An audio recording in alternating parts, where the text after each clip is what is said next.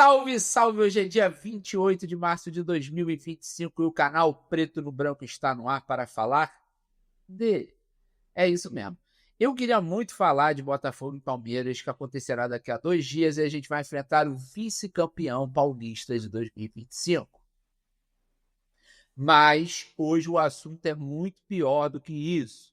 A gente tem que falar do transfer ban levado pelo Botafogo. Isso é algo assim inacreditável, surreal, incabível para a condição que o Botafogo hoje apresenta, para a receita que o Botafogo hoje apresenta. Mas vamos lá, para você entender exatamente por que a minha indignação. O que é o transfer ban? É uma punição que a FIFA aplica a clubes devedores, ou seja, você faz uma negociação e não paga. Simples assim. Isso acontece depois de várias outras notificações, depois de muito tempo passar, essa situação que leva o Botafogo a levar o transfer ban, ela começa em 2023, quando o Guarani do Paraguai reclama que não recebe uma parte do valor que cabe à negociação de Matias Segovia. O Segovinha, ele mesmo. Cara, o valor é menos de $500 mil. Menos, tá? Isso é um valor irrisório se você levar em consideração a capacidade de investimento da Eagle, do John Textor, e até mesmo se você levar em consideração o que é hoje a receita do Botafogo. O Botafogo aumentou exponencialmente a sua receita. Entra muito mais dinheiro em caixa. Então, você pensar que o time deixou de pagar $425 mil para o Guarani do Paraguai é algo que não tem cabimento nenhum. O resultado é que o Botafogo recebe uma punição na qual ele fica impedido de inscrever novos jogadores durante 3 janelas de transferência. 3 janelas de transferência. Isso equivale a 1 ano e meio, aproximadamente, sem poder inscrever jogadores. O Botafogo já se posicionou ontem, emitiu um comunicado oficial, dizendo que já estava tudo resolvido, houve uma falha na comunicação, inclusive o time já depositou o valor na conta do Guarani do Paraguai e enviou o comprovante à FIFA para que a FIFA retire a punição e que no mais tardar até segunda-feira próxima, o Botafogo já estará liberado. Agora aqui só fazendo um exercício especulativo. Caso o Botafogo tenha a punição mantida, o que eu não acredito, e não é nem por isso que eu estou tão indignado. Mas vamos lá. Caso o Botafogo tenha a punição mantida, ele não poderá inscrever nenhum novo jogador na janela do meio do ano, que é a nossa janela mais forte. É a janela mais decisiva, inclusive, né? Principalmente nesse ano, porque teremos o Super Mundial de Clubes, que a gente quer fazer um papel digno. Não vou entrar em mérito de ser campeão, de chegar entre os 4 primeiros, porque eu acho que essa conversa é uma conversa muito complexa, mas de certa forma acho que isso é uma ilusão absurda achar que algum time brasileiro, não somente o Botafogo, tenha condições de ser campeão do Super Mundial nas circunstâncias de hoje do futebol brasileiro. Acredito até que daqui a um período, daqui a poucos anos, a gente já vai conseguir bater de frente com os caras, mas hoje ainda não. Mas isso é outro papo. Além do Super Mundial, que acontecerá em junho, ainda tem o segundo semestre do ano de 2025, que é exatamente aonde o circo pega fogo. Porque aí você vai ter os jogos decisivos da Libertadores, o Campeonato Brasileiro começa a entrar na sua reta mais importante até chegar no final em dezembro, e você ainda tem a Copa do Brasil para ser jogado, né? Então você tem Brasileiro, Libertadores, Mundial e a Copa do Brasil. 4 campeonatos muito importantes. O Botafogo, só por participar do Super Mundial de Clubes, receberá algo próximo de $90 milhões.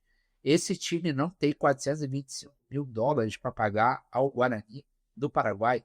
E outra coisa que a gente tem que comentar aqui, porque a gente tende a olhar essas situações de uma maneira muito clubista, né?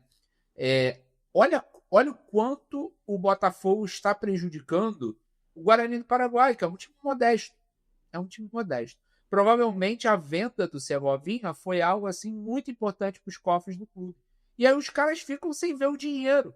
E o Botafogo arrasta durante quase 2 anos para fazer o pagamento de um valor que é praticamente simbólico, se você levar em consideração a realidade do futebol mundial e principalmente da Eagle, do John Textor. Então, assim, é algo assim. Por quê? Para quê? Aí vem aquelas velhas teorias, né? Não é isso aí, o Botafogo ele tem uma estratégia de esticar a corda ao máximo para viabilizar o seu fluxo de caixa. Cara, que esticar a corda o quê, cara? Se você tem que pagar e aquilo já foi acertado, já foi definido, pague. Não tem essa de esticar a corda. Isso vem contribuindo para prejudicar demais a imagem do Botafogo no mercado. Demais, porque não é a primeira vez que surge esse tipo de conversa de que o Botafogo está devendo. Não é a primeira vez. A gente ouviu outros empresários alegando que tiveram o receio de negociar com o Botafogo por causa do seu histórico recente de não fazer os pagamentos nos prazos corretos.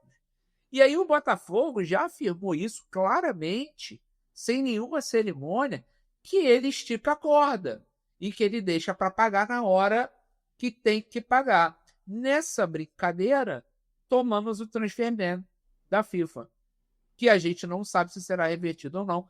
Tudo indica que será, tá? Mas o ponto é, qual a necessidade de deixar chegar nessa situação?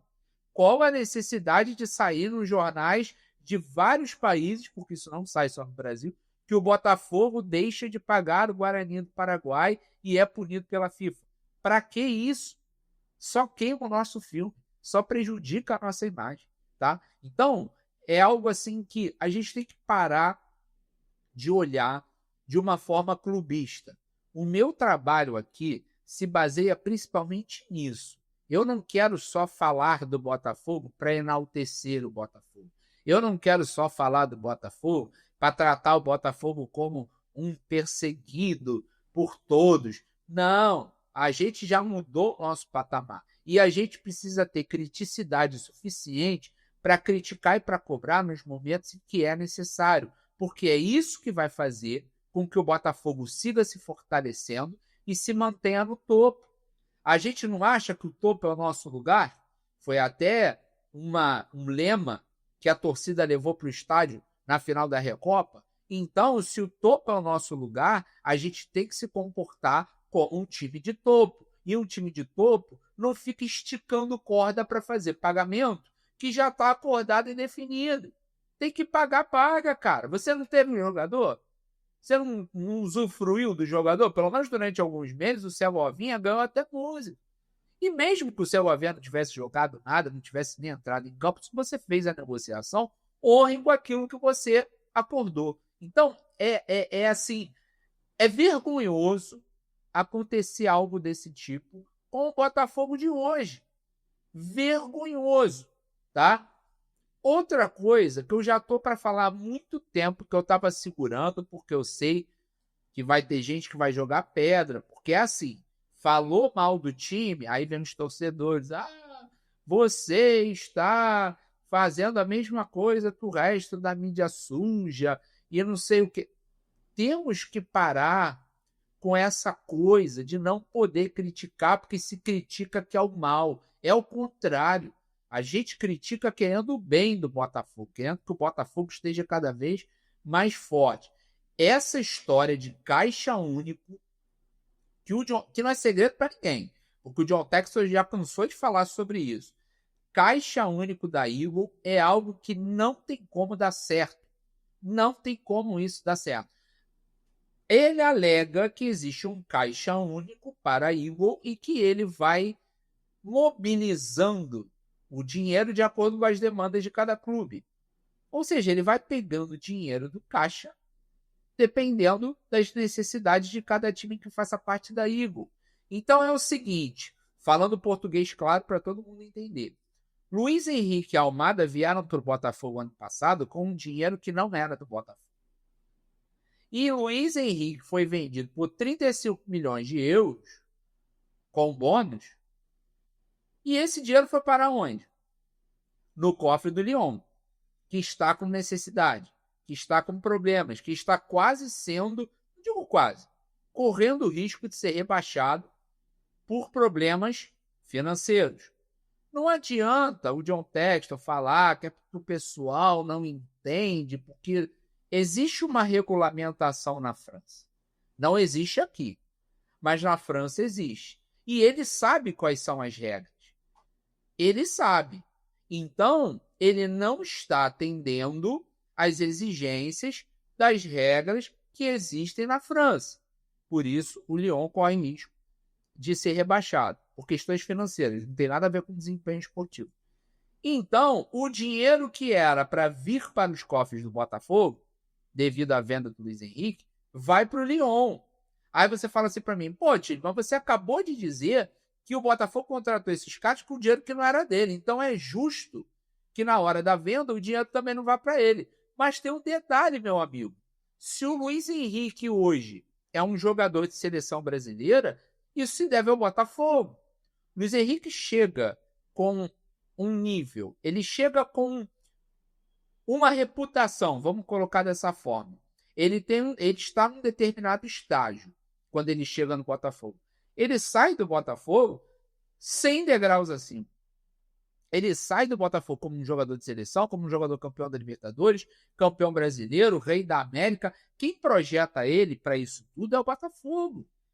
Como é que o Botafogo não tem nenhum tipo de participação financeira na negociação, se é justamente ele quem faz com que o Luiz Henrique seja tão valorizado? Que ele só foi vendido por 85 milhões de euros pelo que ele fez no Botafogo e pelo que o Botafogo proporcionou a ele fazer. Lógico, o atleta tem um mérito absurdo, óbvio. Ele que jogou, ele que fez os gols. Mas o Botafogo proporcionou a ele um time forte, estrutura, acompanhamento, trabalho do dia a dia, um ótimo treinador, salário em dia, premiação, bonificação. Tudo isso contribuiu para que o Luiz Henrique se projetasse como um dos principais jogadores do Brasil, da seleção brasileira, rei da América. E o Botafogo não viu a cor do dinheiro porque o Lyon está precisando. Amanhã, o John Textor vende a sua parcela do Lyon por qualquer motivo. O que é do Botafogo? Se o dinheiro está num caixa único, como é que vai ser feita essa divisão? É assim? Não, bota um dinheiro lá que está precisando, bota um dinheiro cá. Cara, a gente é um dos primeiros a falar que a SAF vem para profissionalizar. Isso é um dos conceitos básicos que é falado na grande mídia. SAF vem para profissionalizar um futebol que é amador. Isso também é conversa para um outro momento, porque eu tenho várias ressalvas em relação a isso. Mas tudo bem. Já falei que a SAF deu certo, tá tudo bem, ninguém está questionando isso. Agora, que profissionalismo é esse? Se a gente nem sabe o que é dinheiro do Botafogo, o que é dinheiro do Lyon, o que é dinheiro do Molenbeek, o que é dinheiro do... Porra, tá, gente. Então, assim, uma coisa é você falar, o Lyon tem prioridade de compra de qualquer jogador que se destaque no Botafogo. Justo, prioridade. Se nenhum clube fizer uma oferta do tamanho da oferta do Lyon, vai para o Lyon. Ótimo. Ou tem um jogador encostado no Lyon, não está sendo utilizado. Esse cara vai ser importante para o Botafogo? Traz para o Botafogo, como foi a Adrielson no ano passado, que foi importante para a gente no fim da temporada. Isso é válido. Isso faz parte do Monte Clubes. Tem um garoto bom de bola na base do Botafogo. Pô, a gente vai ceder ele ao Lyon por um ano, por 6 meses, para fazer um intercâmbio, para conhecer a realidade europeia, para já treinar com o time principal, mesmo que ele não seja relacionado ou escalado, ou até para ser relacionado em alguns momentos. Tudo isso é válido. Agora, você falar, não tem o caixa do Botafogo, não tem o caixa do Lyon, não tem o caixa do... O caixa é único. Como assim? E as nossas receitas? Então, as nossas receitas vão para o Lyon quando o Lyon precisa. E a receita do Lyon vem para o Botafogo quando o Botafogo quer contratar alguém? Isso não faz o menor sentido se você pensar a médio e longo prazo. Vai dar problema. Vai dar problema. Até porque o Botafogo obteve um sucesso esportivo estrondoso ano passado. Mas ninguém garante que todos os anos nossos serão gloriosos, como foi 2024. Então, todo o dinheiro que entrou de premiação, de patrocínio, de sócio-torcedor, de venda de jogador, isso é oriundo de um ano estrondoso, glorioso, a nossa cara. Isso não significa que vai acontecer todo ano. Então, a gente precisa ficar atento. Não é a primeira vez que pipoca na grande mídia que o Botafogo deve, que o Botafogo não paga, que o empresário tal reclamou, que o Vasco Matos, um dos motivos para não vir para o Botafogo é que o Botafogo já tem uma fama de mal pagador. Aí a gente, como torcedor, faz o quê? Isso é tudo mentira, isso aí é a mídia suja que quer prejudicar o Botafogo. A gente sabe que, em parte, tem setores da mídia que não tem nenhuma intenção em valorizar o Botafogo, muito pelo contrário, a gente sabe disso. Mas isso não significa que tudo que seja veiculado pela mídia seja mentira. É tudo mentira, é tudo papo furado. Teve um bafafá do cacete antes de começar a temporada da Joana de Assis, um monte de jogador sem receber, jogador com premiação atrasada, os caras não vão se reapresentar. Do nada, a história, ó, foi silenciado, os jogadores se reapresentaram, estava tudo bem. Agora, se Joana de Assis tivesse mentido descaradamente, ela teria levado o processo. Ou não. Tu é dono de um clube. Aparece um jornalista maluco falando um monte de mentira. Tu não vai meter um processo nele? Ué, né? Então, assim, eu não estou dizendo que tudo que é dito na grande mídia é verdade. Mas eu também não acredito que tudo que seja dito na grande mídia seja mentira. E que o Botafogo é sempre o bom moço, que não faz nada de errado. Então, toda hora pipoca alguma coisa. Está na hora do Botafogo, não é o Botafogo, né? De John Textor realmente organizar essas questões de pagamentos, de finanças, de caixa único, nada, meu amigo. Você pode até estabelecer um caixa único onde você vai colocar dinheiro de premiações, por exemplo. Ah, toda a premiação que o Botafogo e o Lyon, por exemplo, receberem, vai para o caixa único e esse dinheiro será usado para contratar jogadores ou para investimentos em infraestrutura. Pô, legal. Agora, a nossa receita se mistura com a receita dos caras, as nossas despesas se misturam com as despesas dos caras. Então a gente começa um ano de 2025 vendendo todo mundo, abrindo mão de todo mundo, não jogando Recopa, não jogando Supercopa do Brasil, não jogando Campeonato Carioca, porque tinha que se concentrar no Lyon. O Botafogo não tem nada a ver com isso. A gente abriu mão de pelo menos 2 taças.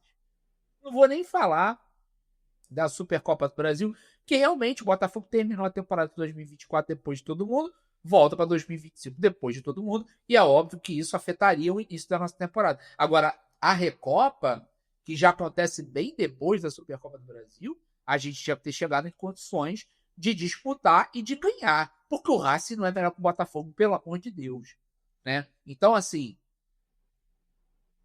elogiamos, enaltecemos, olhamos para esse símbolo, o maior do mundo, o mais bonito, e é mesmo, mas na hora de criticar, tem que criticar. Certo? Até. Recording stopped.